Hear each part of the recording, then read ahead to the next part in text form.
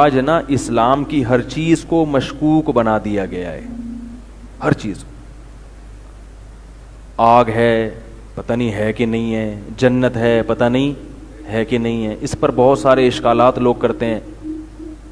تو پہلے یہ بات خوب سمجھ لیں کہ جب بھی کوئی چیز دلیل سے ثابت ہو جائے تو اس کو ماننا پڑتا ہے, چاہے اس پر ہونے والے اعتراضات, ان کے جوابات آپ کے ذہن میں آئیں یا نہ آئیں. اگر اس اشکالات کے جوابات آپ کے ذہن میں نہیں آئیں گے تو آپ کہیں گے بھائی ہمیں سمجھ میں نہیں آ رہا, لیکن ہے بہرحال ایسے ہی. صحیح ہے نا. دیکھو اس کی میں ایک حدیث سے مثال دیتا ہوں. رسول اللہ صلی اللہ علیہ وسلم نے ایک مرتبہ ظہر یا عصر کی نماز پڑھائی, 4 کے بجائے 3 رکعتیں پڑھا دیں, 4 کے بجائے, اور سجدہ سہو بھی نہیں کیا. اب صحابہ پریشان کہ ہمیشہ تو 4 ہوتی ہیں, آج کتنی ہوئی ہیں؟ 3. بعض صحابہ تو نکلے مبارکباد دیتے ہوئے, مبارک ہو, 1 رکعت کیا ہو گئی ہے؟ منسوخ. اب 4 کے بجائے کتنی ہوا کریں گی؟ 3. زیادہ تر صحابہ بیٹھے ہوئے اور چہ میں گوئیاں کہ بھئی 3 ہوئی ہیں, 4 نہیں ہوئی. لیکن صحابہ پر نبی کا روب تھا تو پوچھتے ہوئے ڈر بھی رہے تھے کہ بھئی ہو سکتا ہے اللہ نے منسوخ کر دی ہوں. اب چہ میں گوئیاں شروع. حضرت ابو بکر حضرت عمر بھی بیٹھے ہوئے ہیں پیچھے.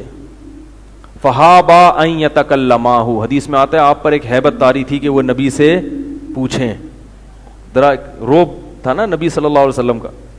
یہ جو دیہاتی صحابی ہوا کرتے تھے یہ کبھی بھی کچھ پوچھنے میں جھجک نہیں ہوتی تھی ان میں, کیونکہ یہ بہت سارے جو دیہات سے آنے والے صحابہ وہ مجلس کے آداب سے بھی واقف نہیں ہوتے. یہی وجہ ہے کہ صحابہ کہتے ہیں کہ ہم یہ چاہتے تھے کہ کوئی دیہاتی آئیں اور نبی سے سوالات پوچھیں, کیونکہ وہ اپنے انداز میں پوچھ لیں گے. ہمیں ایک خیال ہوتا ہے کہ کہیں ادب کے خلاف نہ ہو جائے, بعض دفعہ کوئی ایسا بے موقع سوال نہ ہو جائے کہ آپ صلی اللہ علیہ وسلم کو غصہ آ جائے. ہر سوال پوچھنے کا بھی نہیں ہوتا نا. تو وہ ایک صحابی تھے جن کے ہاتھ بڑے لمبے تھے, ان کو کہا جاتا تھا ذوالیدین, لمبے ہاتھوں والے, ان کا نام ہی یہ پڑ گیا تھا. تو انہوں نے نبی سے پوچھا اقصرت الصلاۃ ام نسیت یا رسول اللہ, یا رسول اللہ آپ بھول گئے ہیں یا نماز میں اللہ نے کمی کر دی ہے؟ نبی نے فرمایا کل ذالک لم یکن, کچھ بھی نہیں ہوا, نہ میں بھولا ہوں نہ اللہ نے نماز میں کمی کی ہے. کیونکہ نبی کا یہ خیال تھا میں نے پوری 4 پڑھائی ہیں. تو آپ صلی اللہ علیہ وسلم نے فرمایا نہ میں بھولا ہوں نہ اللہ نے نماز میں کمی کی. صحابی نے فرمایا قد کان بعض ذالک, دونوں میں سے ایک کام یقیناً ہوا ہے. ٹھیک ہے, یا تو آپ نے بھولے سے 3 پڑھائی ہیں یا اللہ نے 1 رکعت. دیکھو نبی کہہ رہے ہیں کہ میں نے پوری پڑھائی ہیں, ہے بھائی, لیکن صحابی کیا کہہ رہے ہیں؟ نہ, دونوں میں سے ایک بات لازمی ہوئی ہے. یہ نہیں کہا کہ یا رسول اللہ آپ غلط کہہ رہے ہیں, یہ ادب کے خلاف ہو جاتا نا. کسی بات کو کہنے کا ایک تمیز والا طریقہ بھی ہوتا ہے اور ایک ایسا بھی ہوتا ہے جو الفاظ نامناسب ہوتے ہیں. ٹھیک ہے نا, تمیز سے بھی ایک بات کی جا سکتی ہے. تو نبی صلی اللہ علیہ وسلم سے پوچھا اقصرت الصلاۃ ام نسیت یا رسول اللہ, نماز میں کمی کر دی گئی ہے یا آپ بھول گئے ہیں اے اللہ کے رسول؟ آپ نے فرمایا کل ذالک لم یکن, کچھ بھی نہیں ہوا. کیا مطلب؟ پوری 4 پڑھائی ہیں میں نے. صحابی نے بڑی مضبوطی سے کہا قد, قد لگتا ہے جب بہت تاکید کی جاتی ہے, یقیناً ایسا ہوا ہے, یا تو آپ بھولے ہیں یا اللہ نے 1 رکعت. اب اتنی مضبوطی سے ان صحابی نے کہا کیوں؟ بھائی ان صحابی کو یہ بھی تو خیال ہو سکتا تھا یار یہ اللہ کے نبی ہیں بھائی, تو ہو سکتا ہے مجھے کنفیوژن ہوئی ہو. ان صحابی نے اس لیے مضبوطی سے کہا کہ سب لوگ یہ کہہ رہے ہیں, سب ایک ہی بات کر رہے ہیں, تو اتنے سارے لوگ غلط نہیں ہو سکتے. اور نبی کے بارے میں تمام صحابہ کا عقیدہ تھا کہ نبی سے بھول کا عمل ہو سکتا ہے. جان کر غلطی تو نہیں کرتے نبی, لیکن بھولے سے غلطی ہو سکتی ہے. تو یہاں امکان ہے خطا کا, بھول کا, یعنی خطا سے مراد بھول کا امکان. اور اتنے سارے مقتدی سب متفق ہیں کہ 3 رکعتیں ہوئی ہیں, تو یہ سارے اتنے سارے لوگوں سے بھول نہیں ہو سکتی. اس لیے انہوں نے مضبوطی سے کہا کچھ تو ہوا ہے, یقیناً یا تو آپ کو بھول واقع ہوئی ہے یا اللہ نے ایک رکعت منسوخ کر دی ہے. اب اگر کوئی گستاخی رسول کے کلپ میرے خلاف بنانا ہے تو پھر ان صحابی کے خلاف بناؤ سب سے پہلے. یہ دیکھو نبی کو کہہ رہے ہیں ان سے بھول واقع ہو گئی. تو نبی بشر تھے, انسان تھے, آپ صلی اللہ علیہ وسلم سے بھول کے اور بھی واقعات ہیں. قد کان بعض ذلک, تو جب انہوں نے اتنی مضبوطی سے کہا نا کہ کچھ تو ہوا ہے, تو پھر آپ صلی اللہ علیہ وسلم کو اپنی رائے میں تردد ہوا کہ بھائی اتنی مضبوطی سے کہہ رہے ہیں تو میں دوسروں سے پوچھ لوں. آپ نے حضرت ابو بکر عمر سے پوچھا, انہوں نے فرمایا یہ صحیح کہہ رہے ہیں. پہلے تو آپ روب کی وجہ سے خاموش بیٹھے تھے, لیکن کیا فرمایا, یا رسول اللہ یہ صحیح کہہ رہے ہیں. آپ نے ایک رکعت پڑھی اور سجدہ سہو کیا. تو اب سوال یہ پیدا ہوتا ہے کلام کے بعد ایک رکعت پڑھی پھر سجدہ سہو کیوں کیا؟ یہ پھر اختلافی مسئلہ ہے. احناف کے نزدیک یہ اس وقت کا واقعہ ہے جب نماز میں کلام کی اجازت تھی, اور دیگر ائمہ کہتے ہیں کہ اگر اس طرح کا کلام ہو جائے تو بھی سجدہ سہو کر سکتے ہیں. البتہ احناف کے ہاں یہ ضرور ہے کہ اگر آپ نے سلام پھیر لیا, تسبیحات میں مشغول ہو گئے اور آپ کو یاد آیا کہ ایک رکعت نہیں ہے, تو کلام جب تک نہ ہو آپ ایک رکعت پڑھ کے سجدہ سہو کر سکتے ہیں, کیونکہ کلام کرنا یہ نماز کے کیا ہے, منافی ہے. تو ابتدائی اسلام میں کلام کی نماز کے دوران بھی کیا تھی, اجازت تھی. تو اب مسئلہ کیا ہوا, اب جو میں بتانا چاہ رہا ہوں وہ یہ بتانا چاہ رہا ہوں کہ ان صحابی نے اتنی مضبوطی سے کہا کہ ہوا تو ہے. کیوں کہا؟ اس لیے کہ سب کہہ رہے ہیں, جتنے مقتدی موجود ہیں سب کا یہ خیال ہے کہ 4 کے بجائے 3 رکعتیں ہوئی ہیں.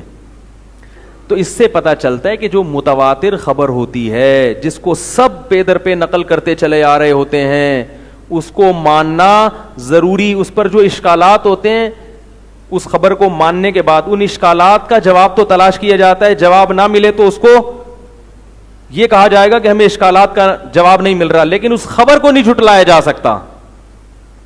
سمجھ رہے کہ نہیں سمجھ رہے؟ خبر کو نہیں جھٹلایا جا سکتا. حالانکہ یہ بھی ممکن تھا کہ بھئی نبی صلی اللہ علیہ وسلم یہ وحی کے ذریعے کر رہے ہوں. آپ نے جو کہا ہے نا کہ میں نے 4 پوری پڑھی ہیں, تو وحی کے ذریعے کہہ رہے ہیں اور وحی غلط نہیں ہو سکتی. امکان تھا, لیکن صحابی نے کہا کہ نہیں, یہ وحی کے ذریعے نہیں کہہ رہے ہوں گے, یہ اپنی رائے سے کہہ رہے ہوں گے. کیوں؟ اس لیے کہ سارے صحابہ, سارے مقتدی کہہ رہے ہیں 3 رکعتیں پڑھی ہیں. تو اسی طرح اگر کوئی امام 3 رکعت پڑھا کے سلام پھیر دے, سارے مقتدی کہہ رہے ہیں امام صاحب آپ نے 3 پڑھی ہیں, امام نے 4 پڑھی ہیں, تو بے وقوف کون ہوگا؟ امام پاگل ہوگا نا. لوگ سارے مقتدی ایک طرف ہیں اور آپ اڑے ہوئے اس پہ. تو اس سے کیا پتا چلتا ہے کہ بھائی جو خبر ایسی ہے جو متواتر نقل ہوتی چلی آ رہی ہے اس کو ماننا ضروری ہے.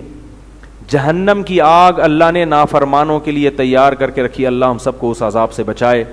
یہ صرف محمد صلی اللہ علیہ وسلم نے خبر نہیں دی ہے, یہ خبر موسیٰ علیہ السلام نے بھی دی, عیسیٰ علیہ السلام نے بھی دی, ابراہیم علیہ السلام نے بھی دی. جتنے پیغمبروں کے صحیفے آج بھی ہمیں ملتے ہیں ان تمام صحیفوں میں جہنم اور جنت کا تذکرہ موجود. اور جہنم میں جو قدر مشترک جو چیز ہے وہ ہے آگ کا دریا. یہ چیز بھی تمام صحیفوں میں موجود ہے, حالانکہ ان پیغمبروں کا آپس میں کوئی لنک نہیں تھا. یہ جن مقامات پہ پیدا ہوئے وہ مقامات بھی ایک دوسرے مقامات سے ہزاروں کوسوں دور, اور ان کی تاریخ پیدائش بھی ایک دوسرے سے صدیوں کے فاصلے پر ہیں. اور وہ جو صحیفے آج بھی موجود ہیں ان صحیفوں کا بھی آپس میں کوئی میل نہیں ہے کہ یہ صحیفے عرب گئے ہوں تو انہوں نے کچھ اس پہ حاشیہ چڑھایا ہو, اور مسلمانوں کے صحیفے ادھر گئے ہوں انہوں نے حاشیہ چڑھایا ہو.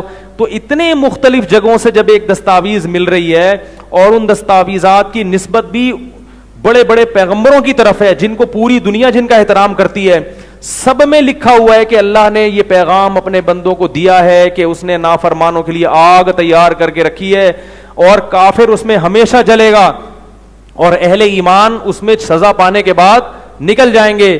تو پھر جہنم پر جتنے بھی اعتراضات ہوں ان اعتراضات کے جواب تو تلاش کیے جائیں گے. اس آگ کے وجود کا انکار کر دینا یہ پرلے درجے کی حماقت اور بے وقوفی ہے, کیونکہ اتنے سارے پیغمبر اور اتنے ساری قومیں جن کی نسبت ان پیغمبروں کی طرف ہیں وہ غلط نہیں ہو سکتی. انگریز بھی مانتے ہیں اس بات کو, یہودی بھی مانتا ہے. دنیا کی 3 قوموں کو اگر ملایا جائے نا تو باقی بہت تھوڑے سے بچتے ہیں, مسلمان, انگریز, عیسائی اور یہودی. یہ 3 بڑے مذہب ہیں. باقی تو سکھ ہیں, ہندو ہیں. آپ کہہ سکتے ہیں ہندو نہیں مانتے جہنم کی آگ کو,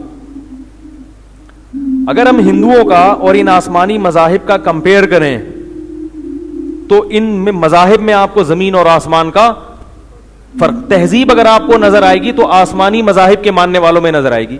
تو یہ عجیب بات ہے, جو تہذیب یافتہ قومیں ہیں جن کے مذہب میں تہذیب ہے, وہ جو دعویٰ کر رہے ہیں وہ آپ کو سمجھ میں نہیں آ رہا. اور جو بتوں کو پوجنے والے, گائے کے پیشاب کس کی عبادت اور وہ جو ان کو مبارک سمجھنے والے, جن کے پاس کوئی سسٹم ہی نہیں ہے, ان کا دعویٰ لوگ مان رہے ہوں, اور جو پیغمبروں کی طرف اپنی نسبت کرتے ہوں ان کے دعوے کو جھٹلا دیا جائے, یہ بھی عقل کے بالکل, بولو بھائی, خلاف ہے.